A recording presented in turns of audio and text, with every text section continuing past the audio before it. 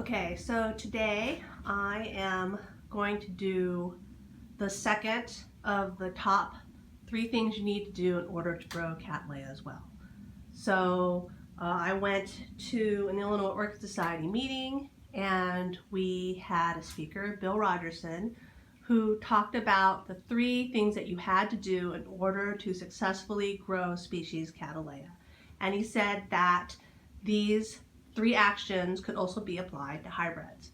And the top 3 things that you had to pay attention to were light, water, and repotting. So in this video, I'm going to talk about water. So Bill says that it's very important with Cattleyas that you let them get really dry. So he's of the opinion that it's important for pseudobulbs to look shrivelly, because that means that the Cattleyas are getting dry enough, and that's what induces them to bloom really well. So I'm going to go through my collection and look at how fat my pseudobulbs are and how well I think I'm doing on watering. Now I have to say that in past years I have, I want to say, underwatered too much. I have a tendency to underwater, especially in the winter, especially in December. It's cold, I'm busy with the holidays, and I basically forget to water sometimes the entire month of December. So perhaps naturally I'm achieving letting them dry out completely because I'm forgetful. However, this year I have actually watered more. I've kept the humidity up in my grow area, and I think I'm watering once a week right now. And I'm doing pretty well on blooms this year. So, you know, we'll see. We'll see what I think when I look at my watering and how well my plants are doing. This Cattleyas Jamaica Red by Peggy Huffman is in bloom.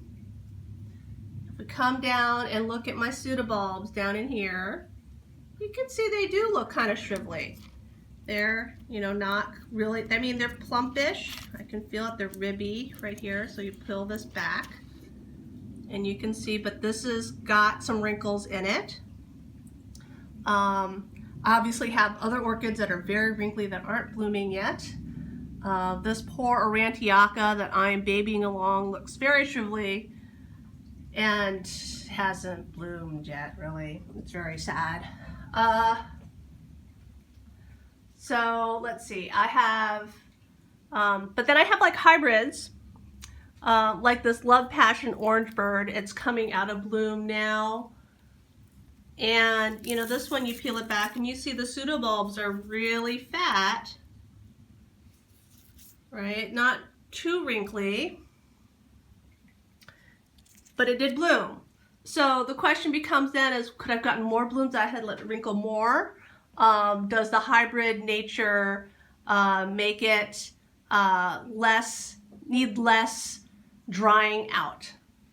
I grow most of my orchids, not all of them, I want to say most of my Cattleya orchids in semi-hydroponics because it's a little bit more forgiving, keeps the humidity up on them even when I forget to water. So you can see it here. I repotted this I think last summer. And so there's some water, so you're right down at the bottom right there, so those roots are wet, but then everything up above is dry.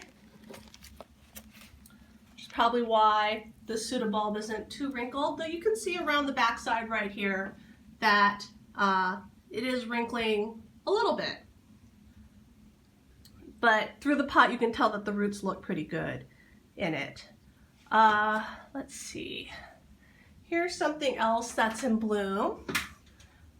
This is orchid that I've had for many years, whose tag is really, it's Carolyn Reed Glowing Embers. And I don't know if we can see all the flowers on it. So it's going to be very hard to move because you see all the roots have grown out on it. Probably needs to be repot. Perhaps we can discuss how I might repot it when we get to the third video in the series, which is about repotting. So here's my Carolyn Reed. So you can see this one, which is blooming, has a fairly fat pseudobulb, not dry. But this other one, which is almost done now, it's pseudobulb. I peel it apart, and you can see it's starting to wrinkle, and the ones in back are pretty wrinkly. In this, lots of ums in this. In this plant, it really blooms for me on almost every new growth. But I think I am naturally achieving here then, of course, this idea of really letting it dry out, because I do have sort of wrinkly pseudobulbs on all these. So Bill says that the pseudobulbs on his Cattleyas look nasty. They're not big and fat and plump. They are wrinkled. So if you look over here, this is, I've forgotten the cross name. It's Hausermann's More Silk by Brian Wheeler, and I am forgetting what that makes. It's actually bark, it's not in semi-hydroponics, because it's a standard Cattleya, and usually a lot of those end up having a bark because they're just so large, and for a while I couldn't find containers large enough to put them into semi-hydroponics. But if you look at this one, it's got 3 buds on it, and if you look at my pseudobulbs, you know, they're wrinkly on this. So here, peeling the side. So on this is the pseudobulb that has the buds on it. So it's wrinkling. So right now in this year, I've been watering about once a week, and I don't know if they're getting completely dry between watering. So if you look down here at, like, say this pot, semi-hydroponic pot right here, so you can see there's humidity up on it, and you can see that I have water below the level of the holes that I put in. So here are the holes right here, so you can see there's water that in the reservoir part, but you know, the top does look sort of dry.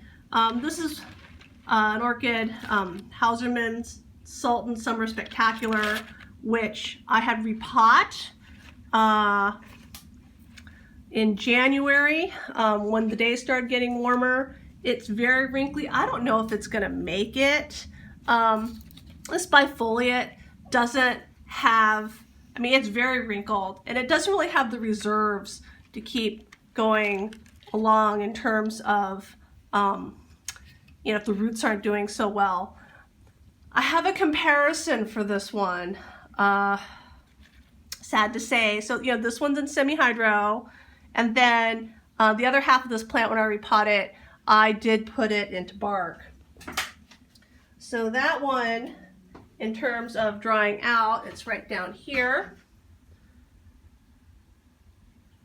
And let's have a look at its pseudobulbs. So it also has wrinkly pseudobulbs, but you can also see it has a new growth. Now this one's in bark. I don't know that I made any particular decision in terms of which piece I put in semi-hydro and which ones I did in bark, but I think partly it's the plant was big enough. It was the time of year. I was a little concerned that it wouldn't take in semi-hydroponics because of when root growth would happen. But I have so many plants that I figured I should go ahead and start repotting. And again, I'll talk more about Bill's rules about repotting when I get to the repotting section, and we'll see if I've been following them, or perhaps because I've not been following them, that's why my orchids are not taking in semi-hydroponics. So let me see what else I have. So Sawadagara, which is a hybrid, right here. A lot of my Sawadagaras, a lot of people's have already started blooming. Mine are just starting to come in bloom. It's a little bit early for them this year. For mine, they often want to bloom in May, so it's a bit early. This is a plant that I have wanted to divide for many years. It's pretty big. The problem with it is that it tends to grow and then wrap its roots around itself. and I have a hard time repotting it because I can't break it apart. And again, so it's sitting up here just growing because it's like vaguely unrepotable. And so if you look at it, so my new pseudobulbs on this are fat, but over time on all of them, they get really wrinkly. I have a hard time keeping this really fat and plump. However, I have found out with this plant that it does better when it gets more water. I get better blooming, and so I have had a tendency to water it more. It's in the world's probably most disgusting rotting medium. It's like a coconut husk bark mix. But again, it's almost impossible for me to repot this. I've tried so many times trying to pull off a piece. It's really hard. I actually have a piece of it right back here. You can tell by the ugly black blotches all over the pseudobulbs on this one, and it really hasn't taken in semi-hydroponics. This orchid has suffered a lot. I mean, so yeah, you can see it has blotches, it sunburns in the summer, it's been hit by hail, it's had a fungus infection that I had to kill, but I want to say in terms of watering, I have tried very hard to water it more to induce it to bloom. So I don't know that I'm following Bill's rules for it, for the Sawadagara apple blossom.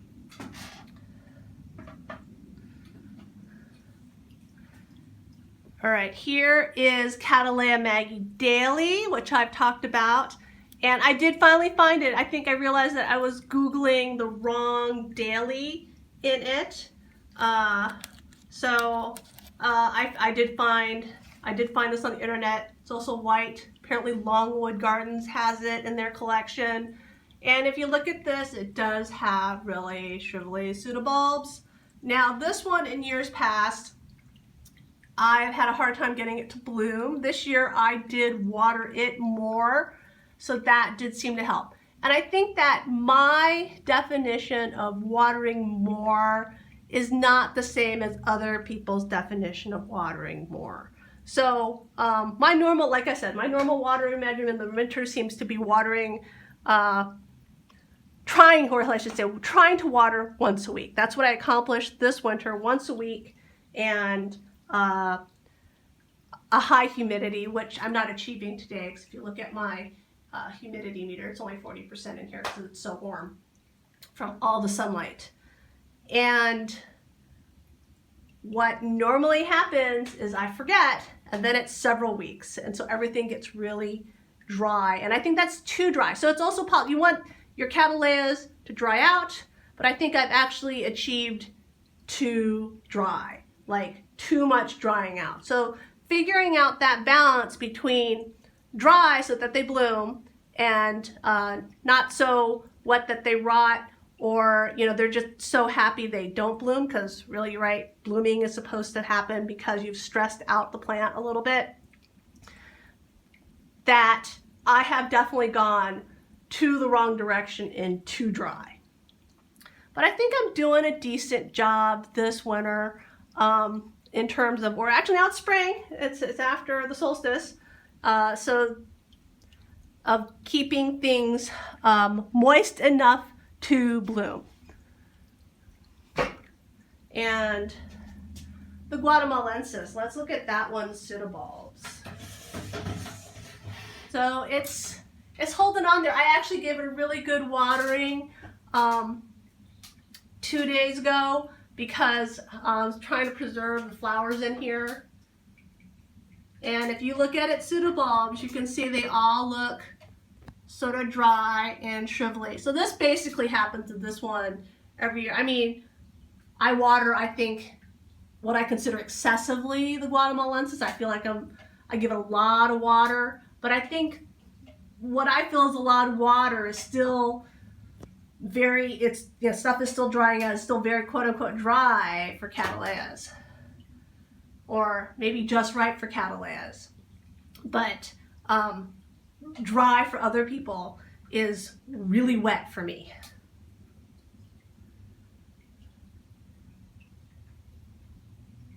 So I have a lot of Cattleyas, and yeah, I'm looking at all the pseudobulbs on these Cattleyas, and they all look sort of shrivelly like these pseudobulbs. And lots of my pseudobulbs have sunburn because I give them so much light.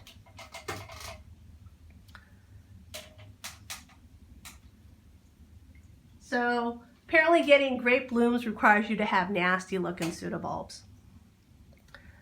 So I'm gonna say myself, I guess, I'm gonna give myself a B+ for watering, meaning that I think I'm doing enough, that things are getting nice and dry, but I think I could do better. And the reason I say that I think I could do better, so these are, you know, my mature plants with their pseudobulbs, you know, like here's an Aurantiaca back there, and it's pseudobulbs. But I have a lot of little seedlings, and we'll go through them right down here and in other areas. And I think some of them get too dry, and then they don't do well. So let's have a look at something that I've allowed to get too dry, and then I think that it's doing poorly. Like here.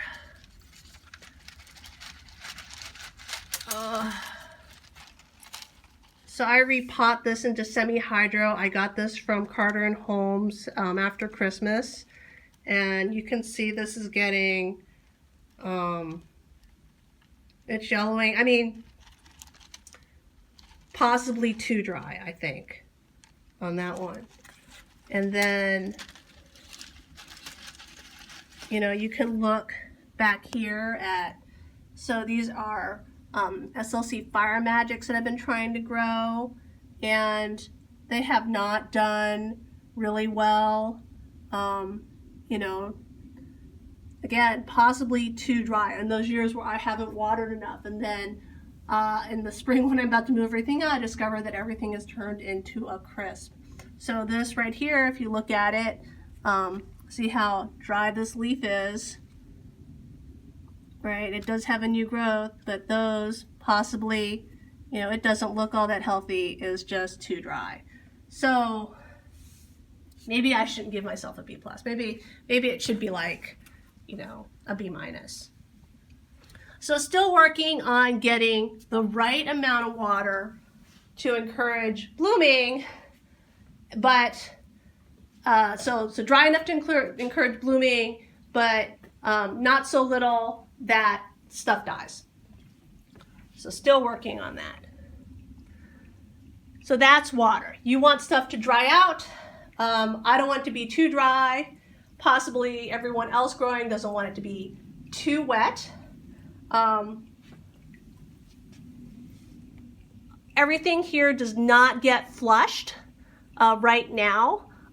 Flushing it completely out when you're watering is a really good idea. It gets built up salts out. I don't do that in the winter. I don't have the space. I mean, it would totally make my floors all wet, and then it'd be leaking in my house. And so I wait to do that until I've moved all my orchids outside, and then in the summer they do get flushed because I can use a hose and I can pour copious amounts of water down on all the orchids. So that's watering from Bill's list of 3 things to do. You want to let your orchids dry out, and you want their pseudobulbs to get a little wrinkly in order to induce good flowering.